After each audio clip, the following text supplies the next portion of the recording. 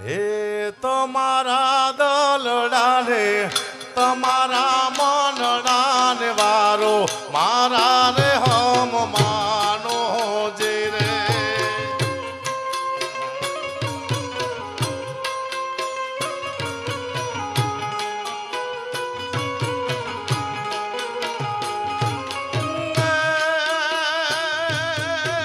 ક્યો તો રાજાની રાણી હારલો લઈ આલુઈમાં હિરલે મોર લાટકાવું હવે મારા હમ માનો જે રે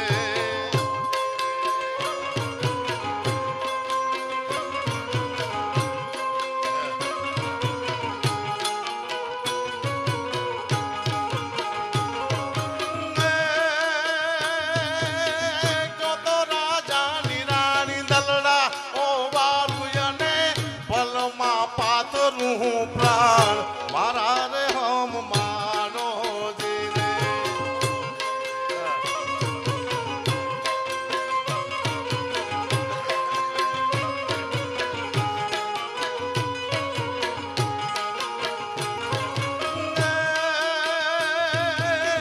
જાજુજી મોરે માર રંગ ભર રસિયા હું તો ભવ ભવનો માગું સંગાર મારા રે હમ માનો જે રે તમારા દલડા ને તમારા રુદિયાન હે તમારા મનડા ને વારો મારા રે હમ માનો જે રે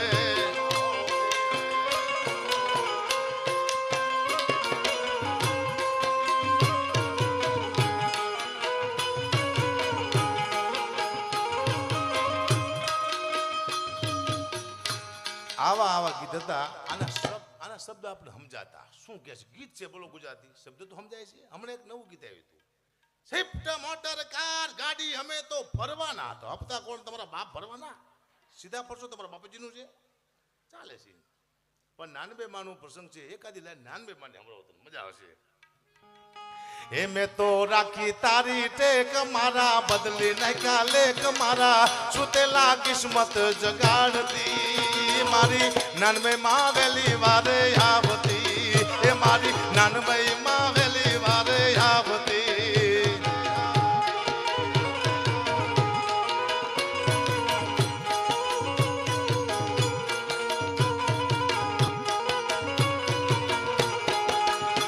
તો રાખી તારી ટેક મારા બદલી નાખ્યા લેખ મારા સુતેલા કિસ્મત જગાડતી મારી નાનમે માં વેલી વારે આવતી એ મારી માતાજી વારે વેલી આવતી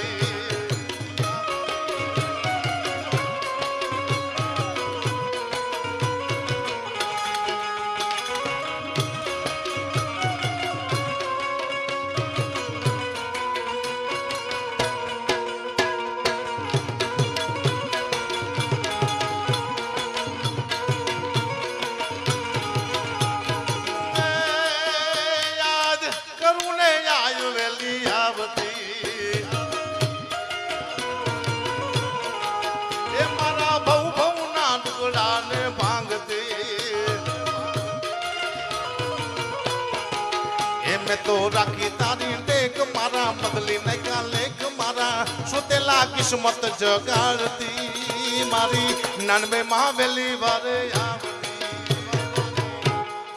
આવી ભગવતી મેં એક વાત તો ચોક્કસ કરી દઉં કે આવી માતાજી છે મને એ ખ્યાલ છે કે અહીંયા બે આવડે પારે જઈને કોઈ પાડે તો સાહેબ દીકરા 50 વર્ષે આપે એવી માતાજી છે તમારી 50 વર્ષે દીકરા આપે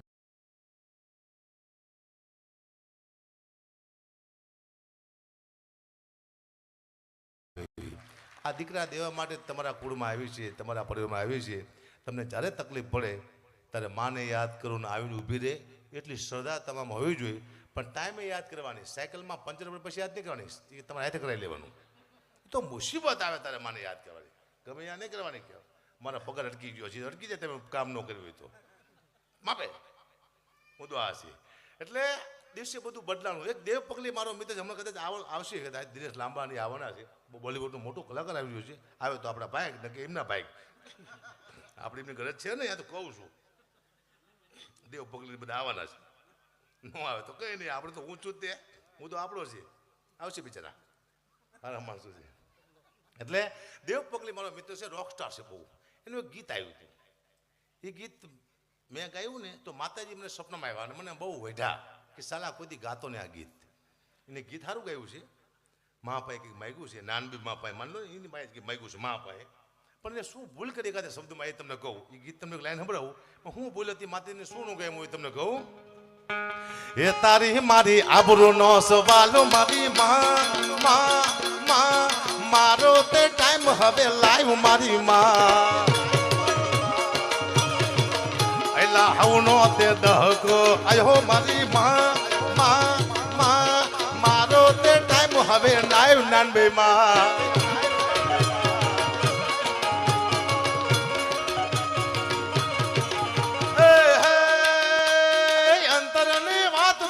જાણે મારી માં મારે બીજું તને કાંઈ જોને કેવું પડે ના. તું અંતરની વાત મારી જાણે મારી માં મારે બીજું તને કાંઈ જોને કેવું પડે ના. આ તો તારી મારી આબરૂનો સવાલ મારી માં મારો તે ટાઈમ હવે લાઈવ મારી માં મારો તે ટાઈમ હવે. આ ગીત મેં ગાયું ને આવ્યા રાતે માતાજી મને કે શું ગાસ? મેં કીધું તારી મારી આબરૂનો સવાલ મારી માં. મને કે બેટા તારે આબરૂ નહીં હોય. મને કે મારે આબરૂ છે બેટા. તું બેની આબરૂ ભેગી શું લેવા કરે છે મારા દીકરા? તું નોખી પાડ બેટા. તું એવું ગા કે આજ મારી આબરૂનો સવાલ મારી માં. તારી મારી આબરૂ બે હરખી છે? ના કોઈ દી ન ગાતો ન કહું. મેં કહું નવરાત્રી આવતી ને હું ગરબા ગાવા બહુ જતો. હું રોજ એક ગરબા રોજ ગાતો. મારી તરફ પાડે વાંજિયા આવે, મારી તરફ પાડે લંગડા આવે, મારી તરફ પાડે આંધળા આવે. આ રોજ એક ગરબો ગાતો. એમાં રાતે આવ્યા માતાજી મને કહે શું રોજ રાતે ગાસ? મેં તારા પાડે આંધળા આવે, તારા પાડે લંગડા આવે, તારા પાડે નિર્ધન આવે. મને કે બેટા તારી પાસે કોઈ હારો માણસ છે જ નહીં. લંગડાને બેટા દવાખાને મોકલો. આ તમારા બાપનું શું ટાયરું છે? અહીંયા ચૂલા મોકલો. મારી પાસે હારો મોકલો કહો. પણ એ ગીતના શબ્દ અલગ છે સાહેબ. તમે એ ગીત સાંભળ્યું છે? મારી તરફ પાડે વાંજિયા આવે, મારી તરફ પાડે લંગડા આવે, આંધળા આવે. એટલે આ પગની વાત નથી થતી, ન હોય ની. હાથ કપી જાય એની વાત નથી, આખું ન હોય એની વાત નથી. અર્જુનને કીધું કૃષ્ણ પરમાત્માએ કે હું તને દ્રષ્ટિ આપું. અર્જુનને આખું તો હતી જ તે, તો શું દ્રષ્ટિ આપી? દ્રષ્ટિ તો આંધળા પડ્યો ને. પણ નહીં, હે માં મને એવી આખું આપ કે હું સારું જોઈ શકું. હે માં મને એવા હાથ આપ સારા કે હું સારું કામ કરી શકું. હે માં મને એવા પગ આપ કે હું સારા રસ્તે હાલી શકું. આ પગની વાત છે. આપણે કપી જાયની વાત નથી. પણ લોકો અવરું સમજે, કોઈ ખબર નથી કોણ શું સમજે. આ દુનિયામાં હે દુઃખની વાત છે પણ મારે કરવી પડશે. હમણાં એક સાહેબ અમારો શિક્ષક માલધારી શિક્ષક થઈ ગયો સાહેબ મોટો સ્કૂલનો. પછી આખું વર્ષ છોકરાને એક જ વિષયમાંથી શીખડાયું, પશુ વિશે. ભેંસ કાળી હોય છે, ભેંસને બે શિંગડા હોય છે અને ભેંસ દૂધ આપે છે. બસ છોકરાને આટલું શીખડાયું, બીજું કે સાહેબે છોકરાને શીખડાયું જ નહીં. આવો પધારો, આપણને તાળીના ગળા દેવા આવો. ધન્યવાદ ધન્યવાદ. વાહ એમાં બેન ઓડ એટલે બાપુ હે યજમાન છે બાપુ જેવો લાગે. વાહ ધન્યવાદ ચૌધરી સાહેબ. યજમાન મને બહુ ગમે. અમારું કોઈ યજમાન તો હોય છે ને એ રીતે તમારા પૈસા કોણ દેશે? યજમાન યજમાન તમે છો. ફોટો પડાવવો પડશે મારે, ફોટો પડાવવો પડશે. હા પૈસાની વાત છે. આ તો દુઃખની વાત છે પણ મારે કરવી પડશે. અમારો શિક્ષક માલધારી અમારો શિક્ષક થઈ ગયો. આખું વર્ષ છોકરાને એક જ વિષયમાંથી શીખડાયું. ભેંસ કાળી હોય છે, ભેંસને બે શીખડાય છે, ભેંસ દૂધ આપે છે. બસ આટલું જ છોકરાને શીખડાયું. બીજા સાહેબ બહારથી પરીક્ષા લેવા માટે આવ્યા.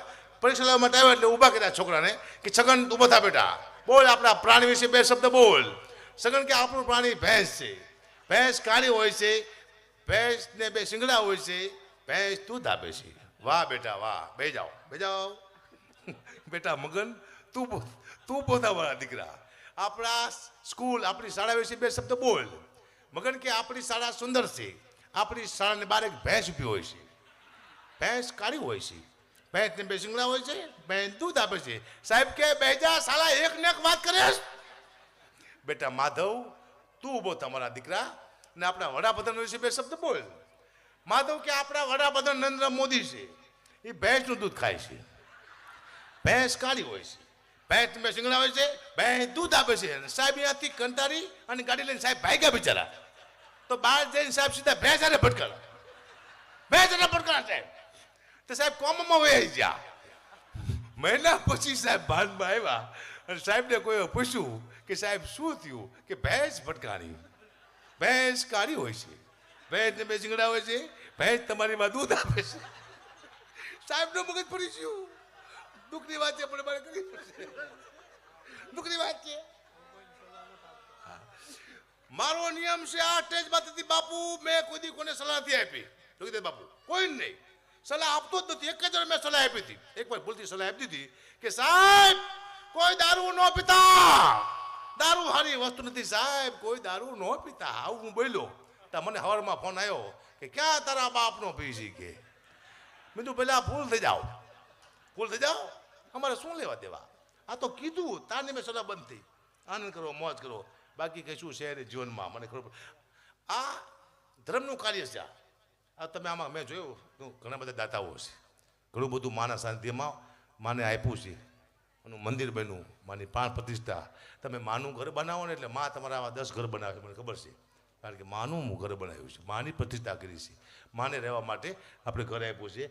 તો આપણે આવા 10 ઘર મા બનાવી દે કૃપાથી. અને અદ્ભુત શક્તિની કથા બાપુ પાસે ત્યાં સાંભળો છું. એટલે શક્તિમાં એવી તાકાત છે કથા શક્તિની. આમ તો ભાગવત જેવું કામકાજ છે, દેવી ભાગવત છે બાપુ, પણ શક્તિની યારે કથા હાલતી હોય છે. શક્તિથી ઉપર કોઈ છે જ નહીં દુનિયામાં. બીજી કોઈ વસ્તુ છે કે નહીં મને ખબર નથી, પણ શક્તિ છે. શક્તિ છે એટલે હું બોલી શકું છું, તમે સાંભળી શકો છો. આ ભાઈ વગાડી શકે છે. શક્તિ ન હોય હું બોલી નાખું, તમે સાંભળી નાખો, આ ભાઈ વગાડી નાખી. આખું બ્રહ્માંડ માત્ર ને માત્ર શક્તિમાંથી ચાલે છે. માથી શરૂઆત થાય છે. અહીંયાથી જવાના ઘણા બધા રસ્તા છે. એટકથી વયા જાય, એક્સિડન્ટમાં વયા જાય, બીમારીથી વયા જાય. આવવાનું એક જ માધ્યમ માં. એવી માનું તમે આ સાનિધ્ય બનાવ્યું છે. એટલે રાજીપો હું અહીંયાથી વ્યક્ત કરું છું. કારણ કે ધર્મના કાર્યમાં અત્યારે માણસો ઓછું માને છે. અને ધર્મમાં કદાચ આપણે લાખ રૂપિયા, 5 લાખ, 10 લાખ, અબજ, કરોડ આથી વિશે આપણે ધર્મ માટે કંઈ કરી નાખીએ. આપણી પાસે હવે કંઈ છે નહીં. એક દાખલો આપું. આ દેશમાં એવા દાખલા છે કે ધર્મ માટે એક માએ પોતાના દીકરાના બલિદાન આપ્યા છે. 1 કલાકની વાત છે પણ હું તમને કંટાળો ને ખાલી 2 મિનિટમાં પૂરી કરી નાખું કે ધર્મ કોને કહેવાય. કે સગાસા નામનો વાણિયો એને એવી ટેક રાખી કે પહેલાં હું ભીખા માણસને જમાડીશ, પછી મારા પેટમાં અનાજ નાખીશ. બન્યું એવું કે 3 દિવસથી એટલો વરસાદ આવે, કોઈ ભીખો માણસ આંગણે આવેલો નહીં. એમાં કોઈએ કીધું સગાસાને કે ગામના પાત્રમાં એક બાવો આવ્યો છે, તમારે એને જમાડવો હોય તો. અને સગાસાએ ગળગતી રોટ મૂકી બાવાને ઘરે લાવ્યા અને કીધું કે બાપુ મારા ઘરનું અનાજ લઈશો. અને બાવાએ કીધું હું તો માંસાહારી બાવો છું, બાળકનું માં સાહેબ તો તારા ઘરનું અનાજ લઉં નકે નહીં. અને સગાસાની છાતી થડકો લેજે કે બાળકનું માંસ મારે લાવવું ક્યાંથી. પણ પોતાનો દીકરો નાનો એવો ચેલ્યો 5 વર્ષની ઉંમર નિશાળે ભણવા ગયો હોય છે. હજી સગાસા એ બાજુ ડગલા માંડે પેલા અખિલ બ્રહ્માંડનો નાથ કૃષ્ણ પરમાત્મા જે બાવાનું રૂપ લઈ અને સગાસાની પરીક્ષા કરવા માટે આવ્યો હોય છે. એ ભગવાને રૂપ લીધું શિક્ષકનું. અને ચેલૈયાને જેને કીધું કે બેટા ચેલૈયા આ તારા ઘરે જાતો નહીં. કે કેમ? કે તારા ઘરે એક બાવો આવ્યો છે, તારા મા બાપ તને ખાડીને ખવડાવી દેવાના છે. તેથી 5 વર્ષનો દીકરો એ શિક્ષકને જવાબ આપે છે. શું કહે છે? કે ભાગો તો મારે મોહમ કાલા છે અને ભોરિંગ જીલે નહીં બાર. મેરું સરીખા એ ડોલવા લાગે આકાશ વિન્યાધાર. મેરા મન માજા ના મૂકે અને ચેલૈયો સત ના ચૂકે. એ મેરા મન માજા ના મૂકે અને ચેલૈયો સત ના ચૂકે. અને દીકરો ઘરે આવ્યો 5 વર્ષનો. પોતાની માએ દીકરાનું માથું કાપ્યું, ખાંડણીયામાં નાખ્યું. ટૂંકમાં પતાવું, હાથમાં લીધું, સાંભળેલું. પોતાના દીકરા માટે પહેલો પ્રહાર કરે પોતાની માં. અને બાવાએ કીધું કે એમ તારા દીકરાને તું ખાંડી નાખ તો હું ખાવું નહીં. તો કેમ? કે તો 20 વર્ષનો દીકરો હોય, એના લગ્ન થતા હોય અને પોતાની માં સોળે શણગાર સજીને પોખવા જતી હોય એટલે હળકથી તારા દીકરાને તું ખાય તો હું ખાઉં નકે નહીં. પણ આ દેશની સ્ત્રી ચંગાવતી રાણી સોળે શણગાર સજા હાથમાં સાંભળી લીધું. પહેલો પ્રહાર પોતાના દીકરા માથે આમ કરે પણ છેલ્લા હરડા ગાયા પોતાના દીકરાના. મારો એક ને એક દીકરો આજ મને મૂકીને ભયો જવાનો છે. પણ હરડા કેવા હતા કે મારા હાલને પડી હડતાલ કુંવર ચેલૈયા ખમા ખમારે ખમા ખમા કુંવર ચેલૈયા એ મારા નો ધારાના તું આધાર મારા ચેલૈયા ખમા ખમા રે ખમા ખમા કુંવર ચેલૈયા. અને બાળકનું માંસ બાવાની થાળીમાં પીરસવામાં આવ્યું અને બાવાએ કીધું તમારે બીજું સંતાન છે? તો કે ના, તો વાંજાના ઘરનું નથી ખાતું. શબ્દ જ્યાં બાવાના મુખમાંથી નીકળ્યા અને સગાસાના પગ ધૂજી ગયા. એક ને એક દીકરો ખોઈ નાખ્યો. મારા આંગણેથી આજ બાવો ભીખો જાય છે, આજ મારો ધર્મ હોઈ ગયો. અને સગાસાના મુખમાંથી શબ્દ નીકળ્યા. શું કે સગાસા? કે સગાસા કે જૈનમાં મારા કોઈ પૂર્વ જન્મ નાય પાપ. ગુરુદેવ ભવા કામે ગોતરી માયરા માને બાપ ડુંગરીએ દાવ લગાડ્યો. આજ બાવે મારો ખેલ બગાડ્યો. એ ડુંગરીએ દાવ લગાડ્યો. આજ બાવે મારો ખેલ બગાડ્યો. અને તેથી ચંગાવતી રાણી હાથમાં કટાર લઈને ઊભી થઈને કીધું કે હે બાવા, તને કદાચ એમ હોય કે મારે બીજું સંતાન નથી તો તારી ભૂલ થાય છે. કોઈ પત્ની પોતાના પતિ સિવાય કોઈ દી કોઈને વાત ન કરે, પણ એક સાધુ, એક બાવો, એક મારો બાપ સમજીને હું તને કહું છું. તો એમ કહેતો હોય કે મારે બીજું સંતાન નથી તો સાંભળ.